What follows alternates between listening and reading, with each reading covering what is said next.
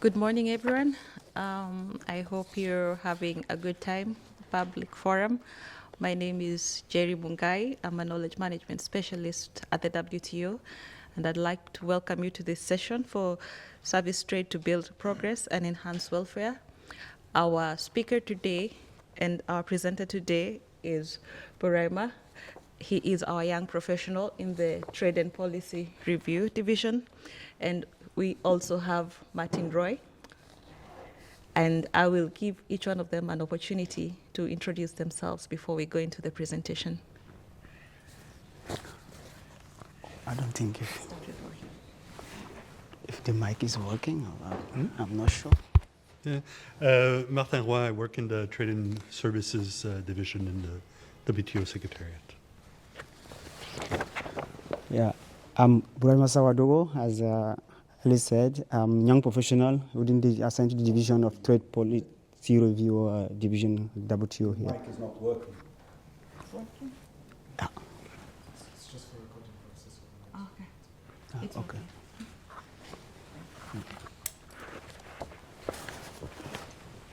So, welcome to this session. We'll just go straight into the presentation in the interest of time. So, Bouraima, please take the floor.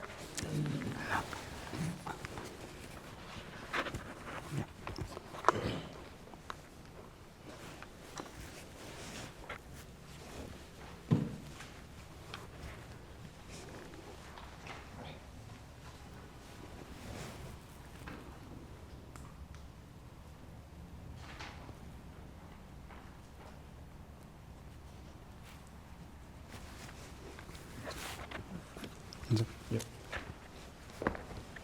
Okay, yes, thank you for giving me the floor, and I would like to thank everyone for coming here this morning to attend this session. The services trade to build progress and enhance welfare. So, as I already said, my name is Bouraima Sawadogo. I'm going to present a paper that I co-authored with some colleague at the University of Yaoundé 2 and the Pan-African University, that's a university created by the African Union. So the paper title is an empirical assessment of the role of trade and services in export product diversification in sub-Saharan African countries. So today, we are all like in the context of a WTO Public Forum. And I think this year, services and digitalization are the two key elements that govern many people at the WTO here. And this is the thematic of this year. And services actually play a big role in terms of development, in terms of trade across the world. And particularly in developing countries, we now see that services is taking a good role in the economy since like when you take in terms of labor, productivity and labor reallocation into the sector. We see that in the African context, many studies have shown that actually services is gaining more and more into the labor sector. So people are moving from the like traditional sector, from like agriculture to a services sector. But the main question is like how the services that taking place importantly like in the economy can play a role into the economic development as well as in the service, like diversification of the African countries. So my presentation, we just focus on this outline. I'll start with the background, the problem, the objective. I'll go to the methodology, the result and conclusion and policy recommendation, and I also give some limitation for the paper, since the paper is already published at the in the Journal of Productivity Analysis. I will give some limitation that can help the future research. So I was saying economic diversification is really important for economies since it's like a source of resilience for developing countries. And we know that many countries, actually, like African countries, they are a base resources economy. And how like services can help them to be more resilient due to the fact that like commodities price are very volatile on international market. So relying only on resources raw material export, it's a bit difficult for those countries to integrate into the international market. So services can play a good role, a big role into helping the countries to widen their export market and also to be more integrated into the international market. And diversification also is source of economic growth, structural transformation, and sustainable development according to some studies. And economic diversification means what? It means that the economy is wide diverse into the different aspects. And also coming to the international market, when you say an economic is diverse or maybe have product diversification, it means that the country export a basket we can see many products in the basket that the country is exporting. But when you go in the African context, we see that most of the countries are exporting the raw material and exporting to the developed countries, and then those products will come back as a final product to the African countries. So how now the services can help them to enhance the diversification of the export basket. So the export diversification is still relevant in sub-Saharan Africa, and I was saying, especially in the context where export is still dominated by commodity. And actually, when you look at the national policy for development and also the regional development policies, we can take, for instance, the African Union Agenda 2063, you see that export diversification, economic diversification is very important in that agenda. When you look at the SDGs agenda as well, we see that it aims to help the developing countries to have more resilient economy and diversified economy as well. So despite the downtrend in the export concentration index in Africa, in recent years, the level is still high compared to the other regions of the world. As the period between 1996 to 2020, we can see that the index of export concentration index, it's around 0.46. That's we can see that is not high, but compared to the other regions like Europe, Latin America, when you take out for East Asia, East and Southern Asia, you see that the export concentration index is lower than 0.1. So that means in Africa we still need to to work on it so that we have the export diversification index that is very low.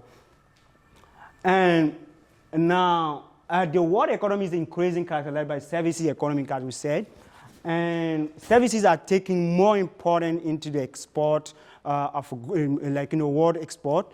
And the recent statistics show that actually the services export is really trading services is faster growing in terms of share international trade. It's fast growing compared to the trading in goods. For instance, services account close to 60% of the GDP for the world economy. And when you look at the African context, Sub-Saharan Africa, in 2023, the share of services into the global GDP in Sub-Saharan Africa is close to 46%. Meanwhile, into the other region, it's more than 50%. But we can see that in Africa, it's really growing. It's growing in the terms that the services sectors are playing a big role into the GDP formation, but also into the labor in the labor market. As I was saying, the labor actually switching to the services sector, but that services are less productive. There's one paper that we are actually working on to see how the productivity go into the African context, and also the labor shift into the different sectors. And we realize that services, the labor in African context are moving to the services sector, but those services are less productive. And we can see that the fact is that the informality is very high in the African context. So the share of the developing economy in the world trade in terms of commercial services was like 30%, 34% in 2017 at the time that we were conducting the research. But actually we can see that it's around 40% or 39 or 40%. So what is trading services? We can define services according to the literature. We can also define the trading services according to international organization. So basically, the trading services is just defined as like the transaction of services between resident and non-residents. So in terms of international level. So that is the context where we are capturing the services international market. So as you know, services are divided into mode of supply in 4 modes. We have the mode 1, that is the cross-border supply. We have the mode 2, that is the abroad consumption. We have also the mode 3, that is the commercial presence.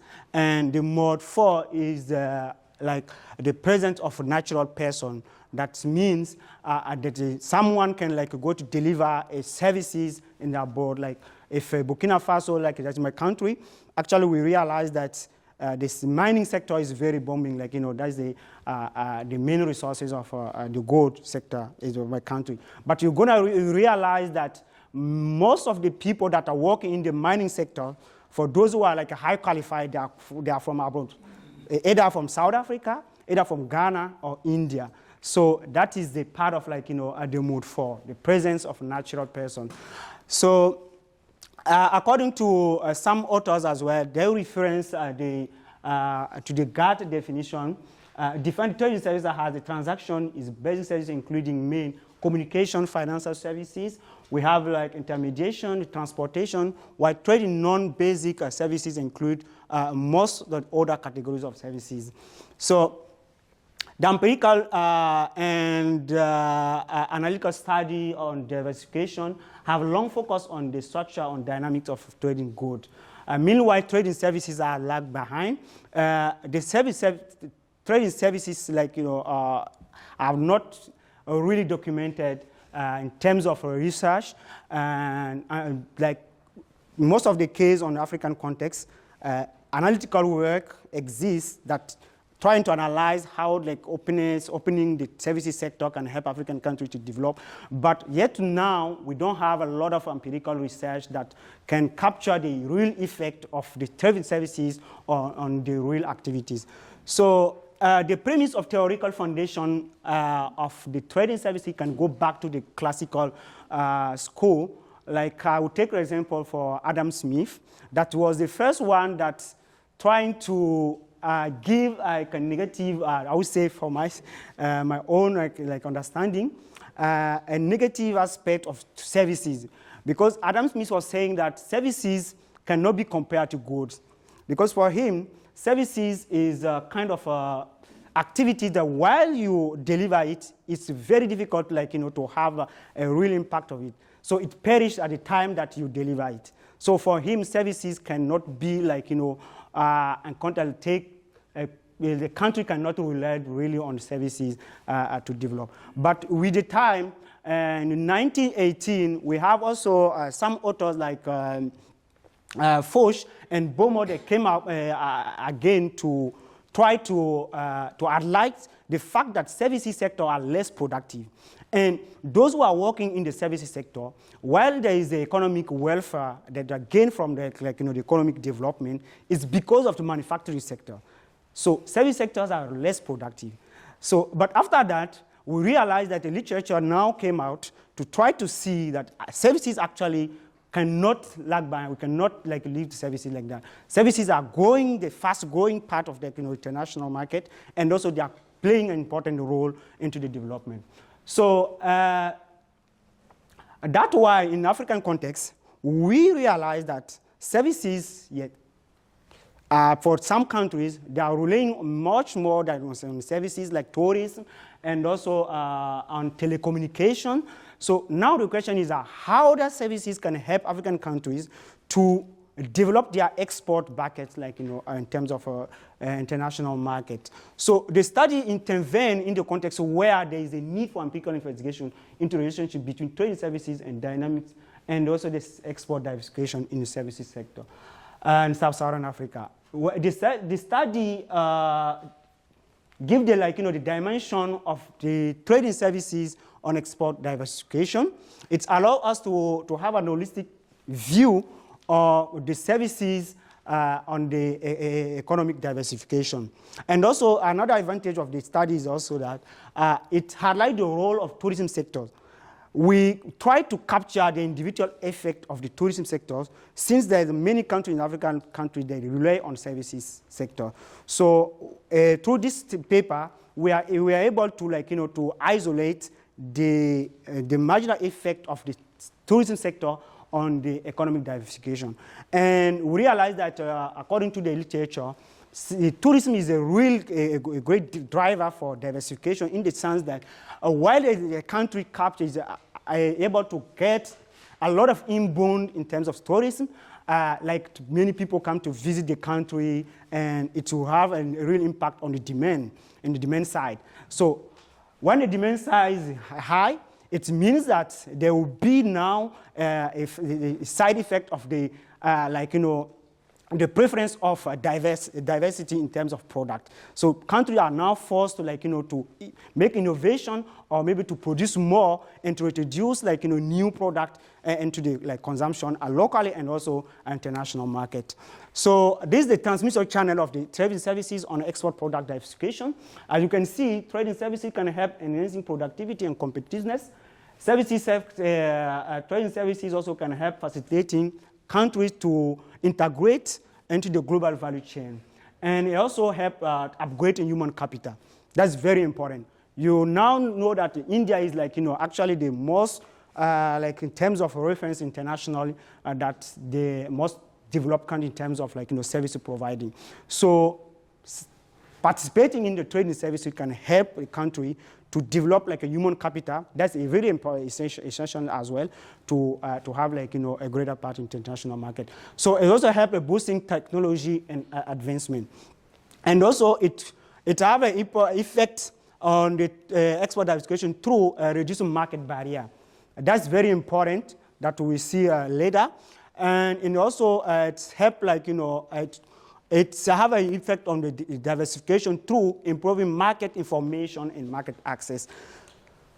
So the data of this study, we collected from some international organization database that covering the period of 2005 to 2019. And it covers an unbalanced panel of 48 countries, and we collected the data, most of the macroeconomic indicators from World Development Indicator at the World Bank, and also at the Penware table that we are able to collect the data on human capital.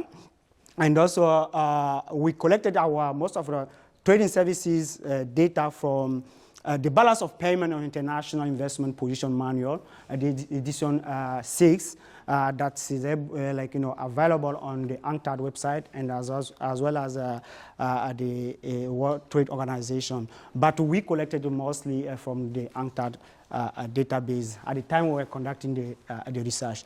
So these are the kind of trend in terms of export of services. As you can see, from 2005 to 2019, you can see it's increasing. And also the line one is the tourism sector, inbound, in terms of tourist visitors. So we can see the import of services as well.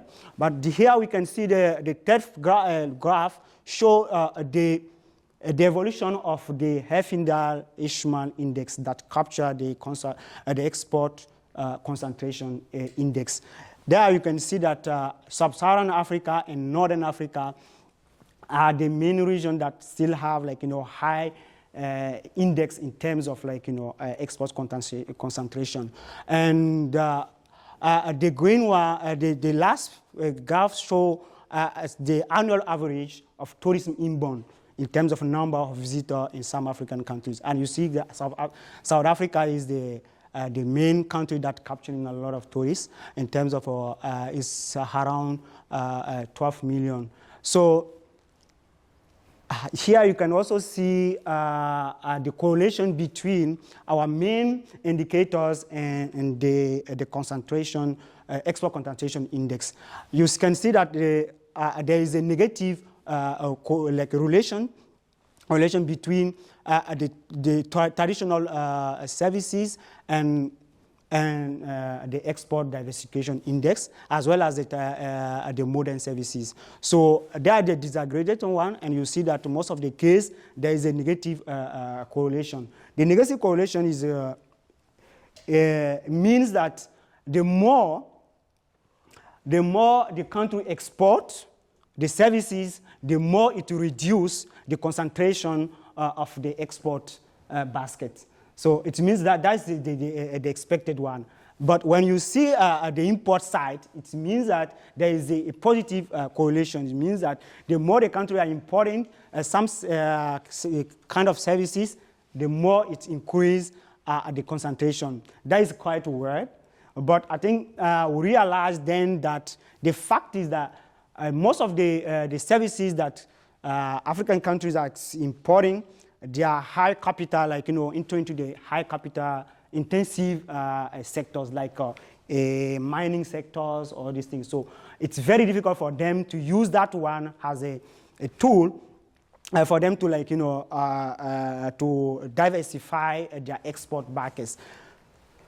So we now get the empirical section. This is the formula for the export diversification concentration index, and then the model specification. We have a linear model that capturing the effect of the trading services and other control variables on the export and the export concentration index. So we now have, like, how we make the regression. The regression based on some descriptive. We start first with some descriptive statistics. We made kind of some tests, statistics tests, to see which kind of model, which kind of, like, the best regression model we can use. And then we realized that the GMM model was very the fit one to solve some issue of heterogeneity of the errors, and also the OLS was not really well because it could not help us to solve the problem of endogeneity. Okay, the endogeneity problem here is the fact that we have a double causality of some variable, and also we have the fact that there is some variable that are not really purely exogenous. So the fact that in our previous, this one, you can see that the dependent variable have, like, a lag part into the explanatory variable. So that one can also lead to the endogeneity issue. So that's why we use the GMM model. And according to the literature, you realize that the double causality is very important, since the openness can also lead to the high trading services. And when you have a high trading services, it can also lead to export diversification. So in terms of a result, we realize that there are some trade services aspect that have a positive and significant effect. That's services. Like we have a total services export, we have transport services export, we have travel services, insurance, we have also financial services, the use of license and also intellectual property and business services export and tourism inbound. They have, like, positive effect and significant effect on the export diversification. But there are some aspects like construction services, ITC services, and creative economy that have a positive effect but non-significant. So how do we now try to look at the robustness of the result? By doing what? By first using a different type of, like, dependent variable. The first dependent variable was the first one was using the Eschwindel Ishman index, but the second was to use the tail index that is provided by the IMF, and then we use that one as an alternative to the first one. The second one was to make a merging to merge the commercial services into the two parts, that traditional services and modern services. But we tried to use the CPA, like, component thing, but we couldn't. But we rely on the literature, and then we realized that we was able to merge this commercial services into the traditional services that cover transport, travel, and tourism, and also the modern services that cover consumption, construction, insurance, finance, use of license right, business services, and creative economy. And then we also try to merge the two data set of trade services to have a range in terms of years that we combine the balance of payment of manual edition 6 and edition 5. And the results show that there is no really big difference compared to the first result. So that helps us to confirm the robustness of the result. And in terms of concluding, we can say that we have a result that respects the statistical econometrics issue, since we use the GMM, and then we realize that the rule of thumb was respected, and the over-identification, we were able to control all these things. They were well respected. And then our initial hypothesis was also confirmed, even though there was some aspect that we still need to to look forward. But in terms of policy recommendation, we highly recommend the African policy makers to adopt policy and strategy that develop and orient the services sector toward more efficient and high value added services. And this can be through the increase of the stock of the high capital, human capital. That's very important. And also the single national strategy that reorient the development and modernization of the tourism sector has a lever of export product diversification. In terms of limit of this study, as I earlier said, the study limited to only sub-Saharan African countries. That could be very expanded to the whole developing world. And the study did not make a differentiation in terms of country specificity. That's very important as well, because African country, we made the analysis in terms of homogenizing the countries, and it would be nice if we were able to make an income level differentiation, and also natural resources endowment and political governance enforcement. And also the transmission channel should be more very clarified into the study. So this is the presentation. I'm so sorry to be long, and thank you for your attention, and I'll be helping to follow this.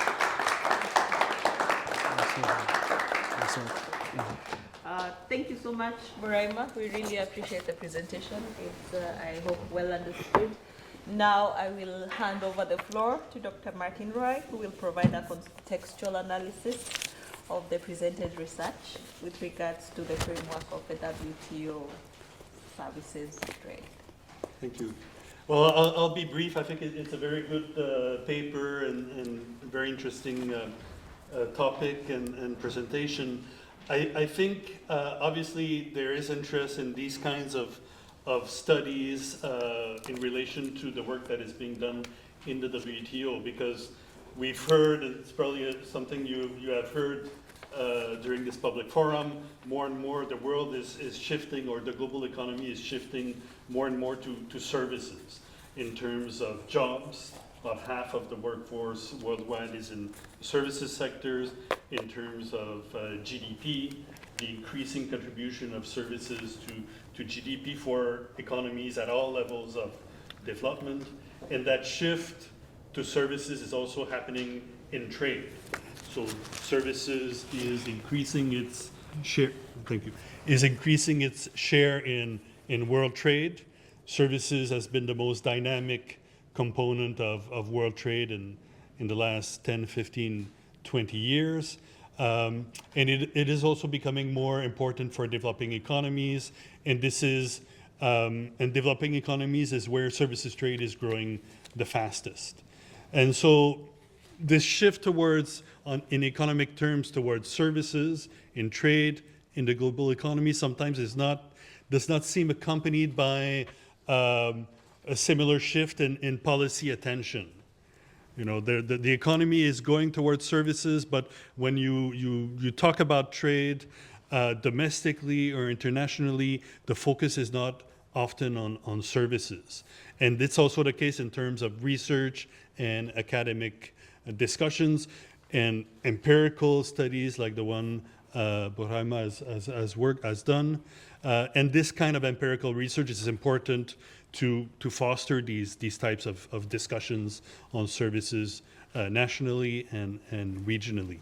Because services is becoming more economically important, but it's also becoming more important on the policy side. A lot of governments want to move towards digitalization. Services are important in that regard. Governments want to enhance growth. They want to diversify, and services are also important in that context. So the study focuses on an objective of many governments, which is to achieve diversification, to have more diversification in their export basket. So I understand the study focuses on diversification in terms of the goods exports.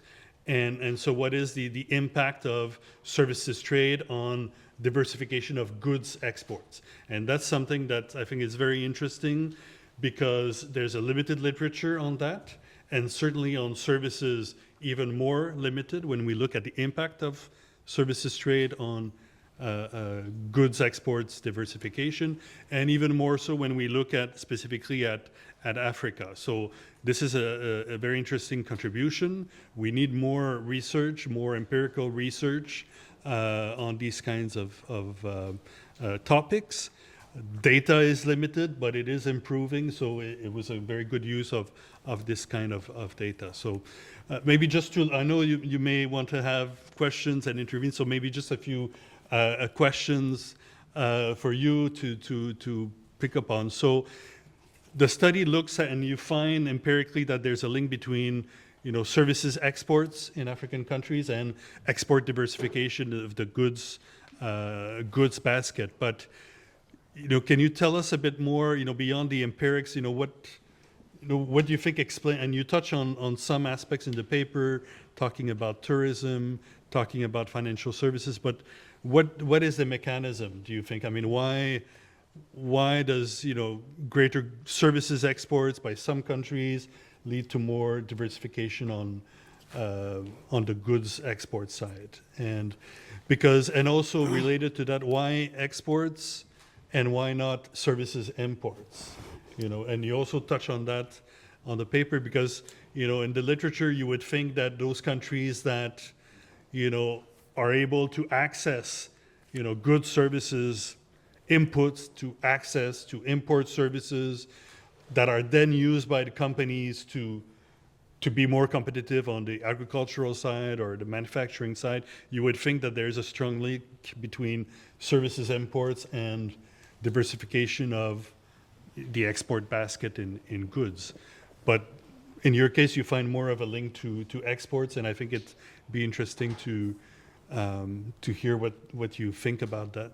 And in terms of policy implications, I guess it's also linked, because typically we would think policy implications where countries need to improve the policy environment for services imports so that their manufacturing companies, their agricultural companies can use these imports. But then what would be the policy implications in terms of to facilitate exports? So obviously you could say that, if countries in Africa manage through the continental free trade area to increase regional exports of services and can also benefit regional diversification in terms of their goods products. But just wanted to see what you thought on that. Okay, thanks. Yeah, I think I have already one mic here. Okay, thanks very much, Martin, for first for accepting to be the discussion of this paper. And also I would like to thank you for the question. I think they're relevant. The first one is to try to explain the mechanism behind how the services can, have an impact of the export diversification in the context of African countries. So the mechanism is very simple, as I tried to explain on the figure there, the transmission channel. The more the country try to take part into the international trading services, like take, for instance, the tourism sector. Many countries like Kenya, we can take Kenya, South Africa, and other countries, they're actually benefiting more on tourism sector.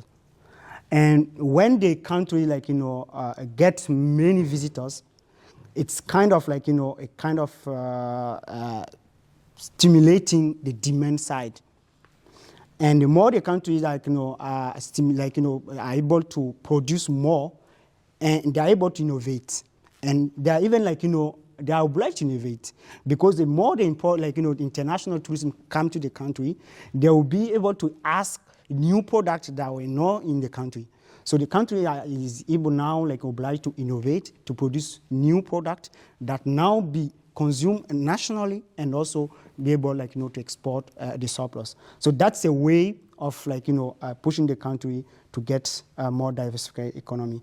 And also there are the digitalization aspect. Actually there are some countries like Senegal, Kenya, Rwanda, that are trying to take part into the digital deliver services. When you take, for instance, there are some companies they are based in Europe, but they're externalizing some aspect of their services to a developing country like Rwanda, Senegal, for calling call centers like that, for following the fact that customer services, delivering services.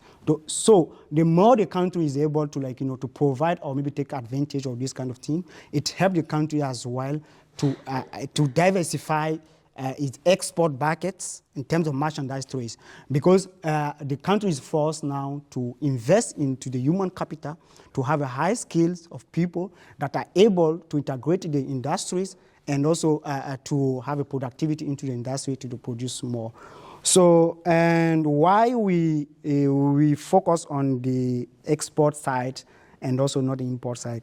So we realize that, as I was saying, in African context, the literature is very clear. The import should have more impact than the export, because the more the economy imports services, they are used as input into the industry sectors. We have a paper that I wrote with you on how services can help African countries to make to foster their industrialization. On that one is very clear. Services are used as input into the industry, so it helps industrialization.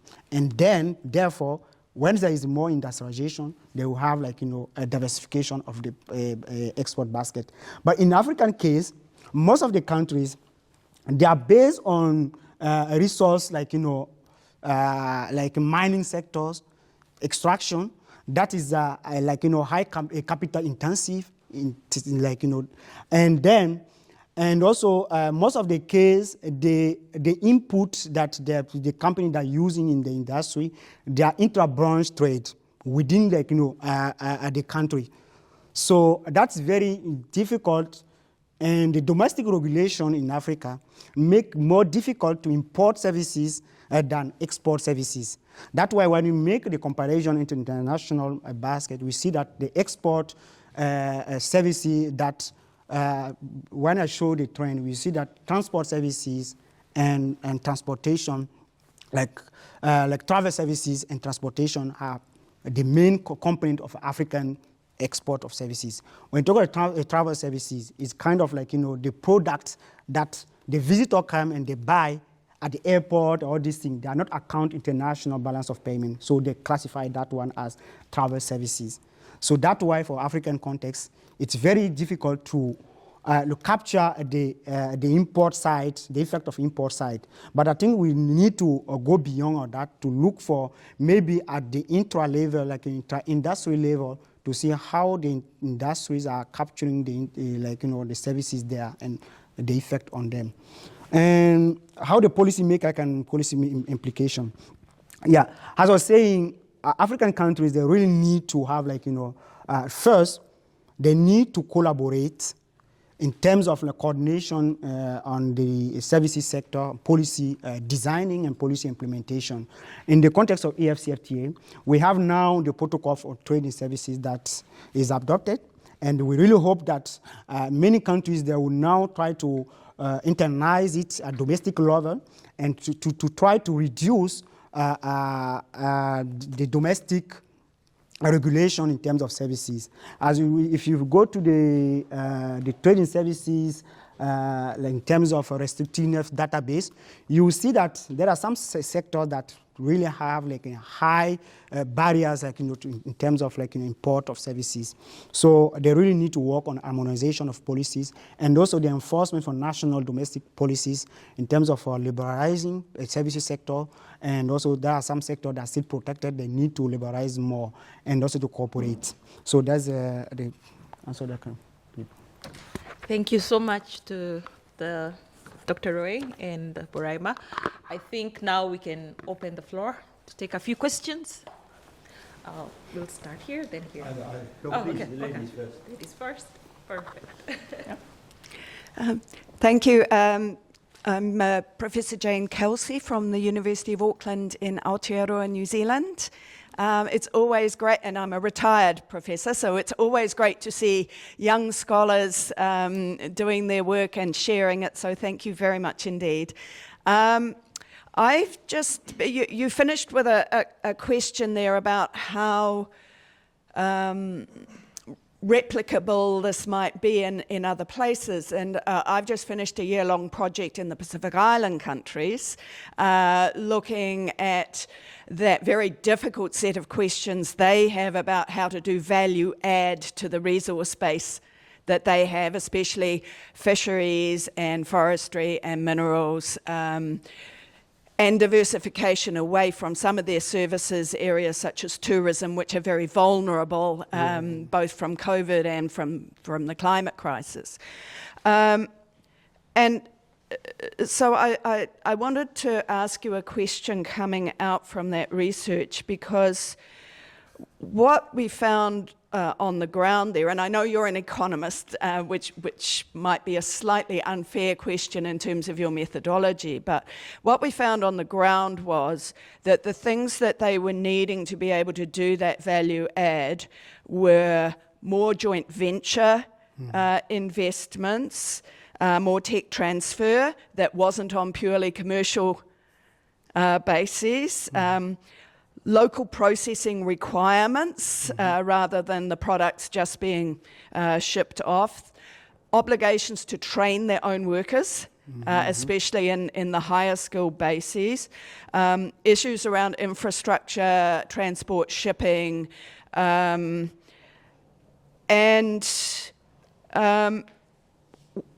because what I was looking at was whether negotiating trade and services rules were going to help them with that, what we in fact discovered was that the trade and services rules were in fact more likely to be obstacles to them being able to achieve that whole range and a number of other objectives. And so there seems to be a tendency quite often to conflate trade and services in the diversification of the export sector and so on, and the trade and services rules, which not only can be problematic in being able to have the capacity to comply, but also can actually be quite counterproductive in achieving those objectives. So I just wondered whether in your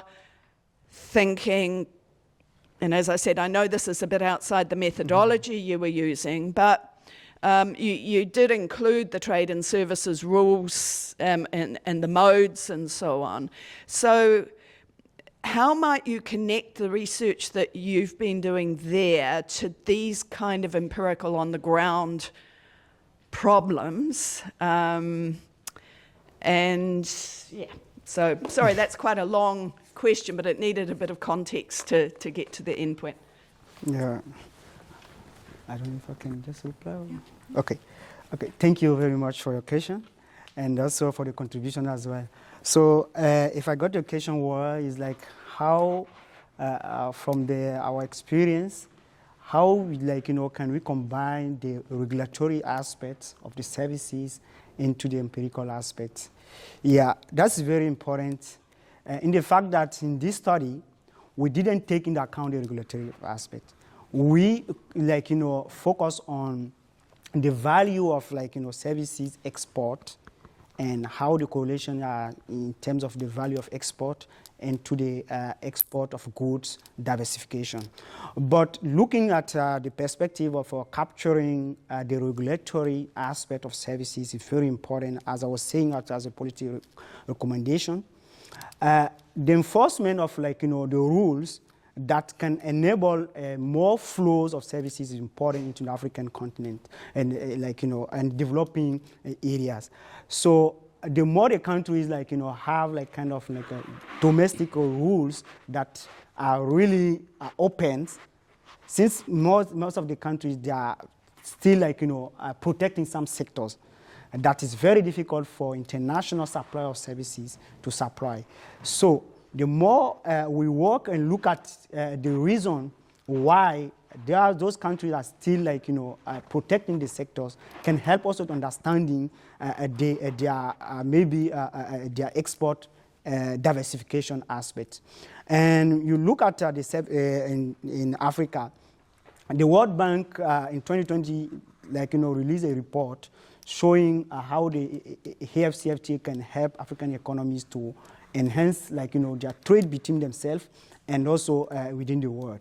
When you look at the services sectors, when they make the scenarios of trying to see how the AFCFTA can help in the coming years, the service sectors, they are more it's more rigid.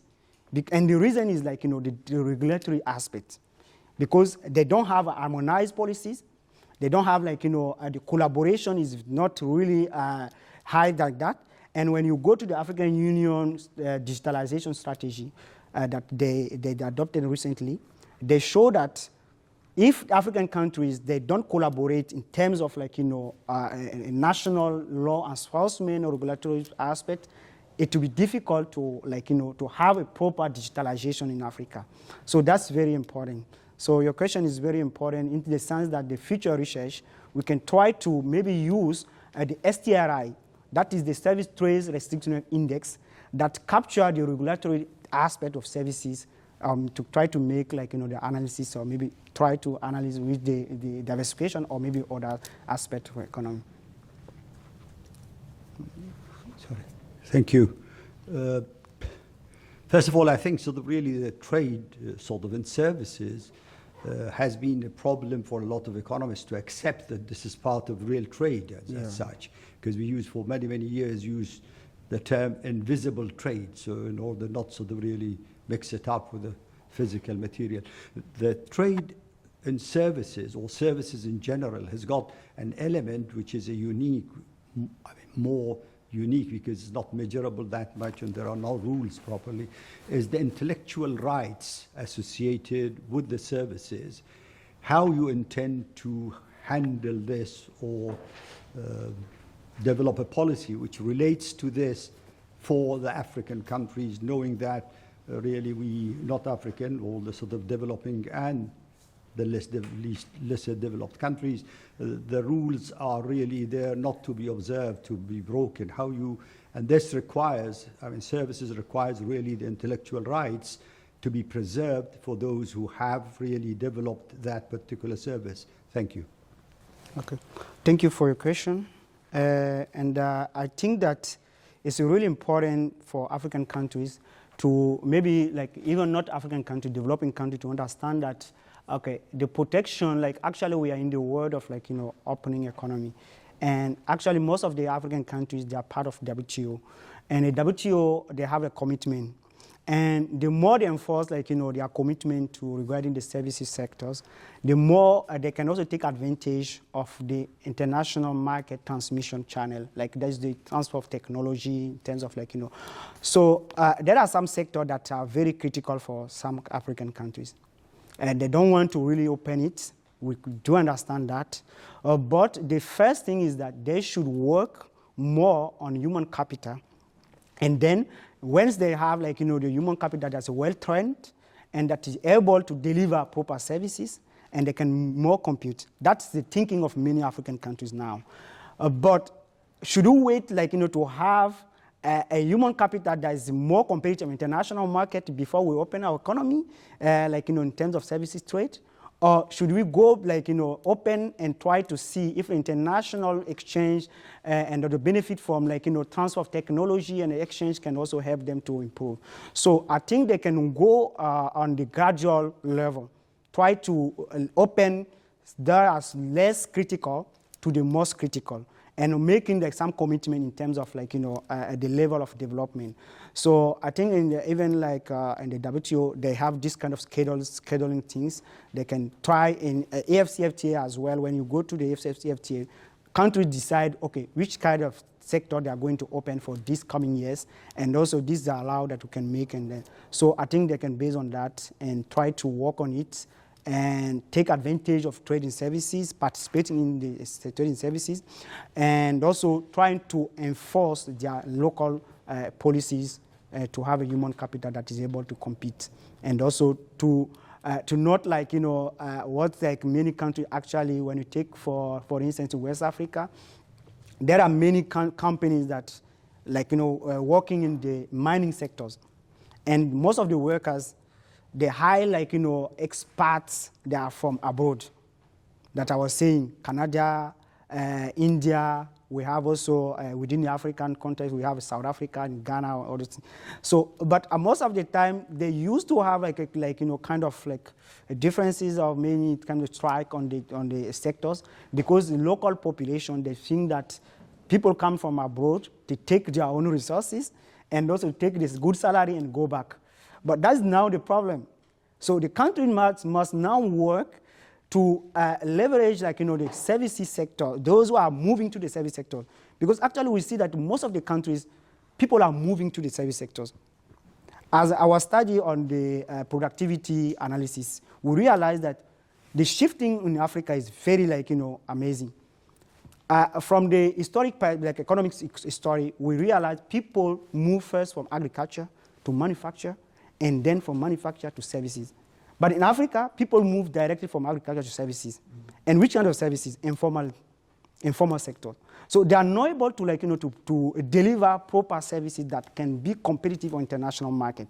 So when you come now to take, like, regional policies, they now, like, think that if they open their markets, people will come abroad to take the advantage of the services, and their people will suffer. So they really need to work on education, to work on, to have, like, human capital that can be more competitive, like India.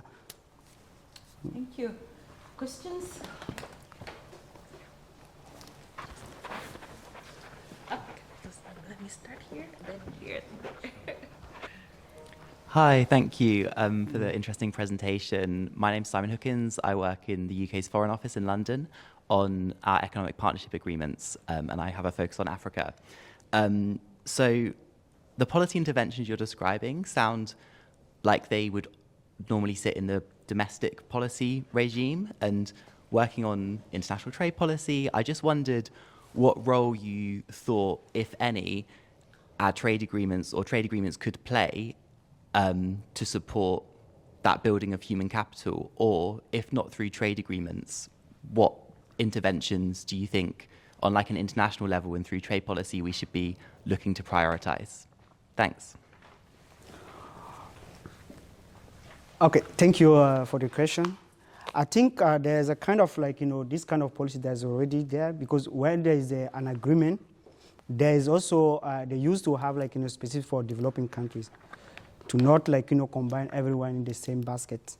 It exists already, but in terms of enforcement, the developing country, they should, like, look at first, to identify the first needs. in terms of like, before going to that.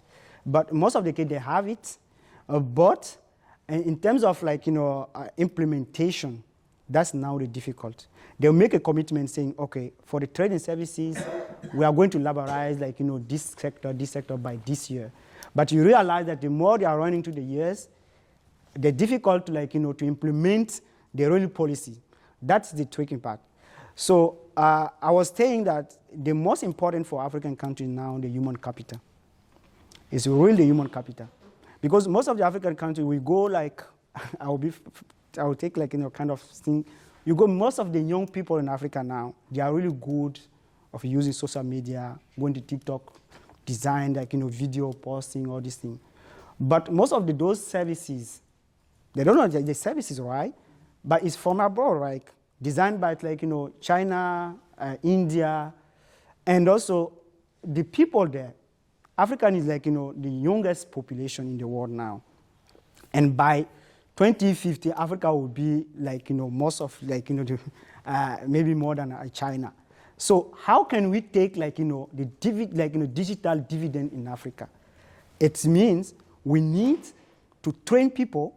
We need to like, have a vocation training that able to make people more competitive and also now follow their commitment to international agreement. I will take a story like, I call like, launched like, a project with a camp colleague that called Pan-African e-market. So when the AFCFTA came, in our school, they asked us, like African Union asked us to like, have a project. Students should have a project, not relying on government work, but they should have like entrepreneurship. We decided to launch like Pan-African e-market. That's aimed to like, facilitate the intra-Africa trade in made in Africa goods or services. But the tricky part is what now, this payment providing. We realize that in Africa, it's very difficult where you are register your company there to have like international payment solution in Africa. We registered the company in Burkina Faso. Actually, the company, like, the platform is well designed, is working, but the payment solution is tricky. So it means that within the region, even West Africa, there's no one like, can provide us a payment solution that can cover the whole West Africa. We have to go to register in Ghana, to Nigeria, to have like, individual. So it means that we really need to work in human capital to be able to take advantage of services in terms of digital dividend and also the other before and then going to the international agreement. Africa has like protocols, they have like, thing, but they are not moving on that. You take the protocol of free movement of Africa. Services trade is very important, like free movement of people is important in service trade. But in Africa, it's easier for some people to move to like, travel to Europe than in Africa because of passport, like visa issues. And it's very important for them to work on that.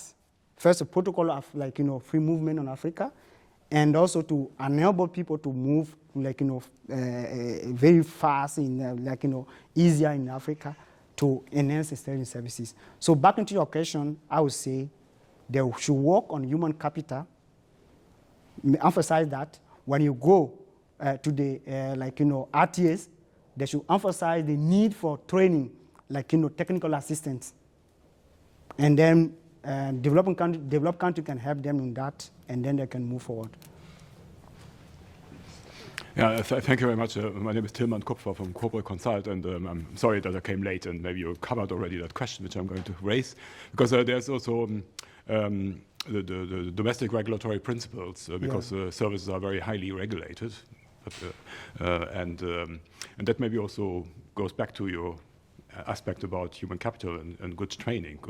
So good regulation, transparent regulation also needs good government officials. So how do you see the link here with developing services in Africa? The link between the regulatory aspect and so the good regulatory principles and the WTO regulatory principles which have been adopted recently on domestic regulation for services. Okay.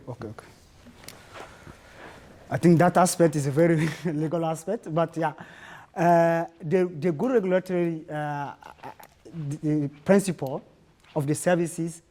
And I don't know if you are trying to make a link or to the research or the finding or the general. The more general. Okay. Yeah, the more general is very important. The good regulatory aspect is very important for, like I was saying, in African context. The first is like, to have a harmonized regulatory, like, aspect of services within the continent, so that they will have a common regulatory. We know African countries, they have different specificity. They have a different, a policy in terms of, like, regulating their services sectors. But trying to have like harmonized regulatory aspect of services within a region can help, like, to boost the intra-Africa trading services. Because most of the case we talk about trading Africa into African trading goods, but the most important part is like services is the fast-growing aspect of the trade, the international trade.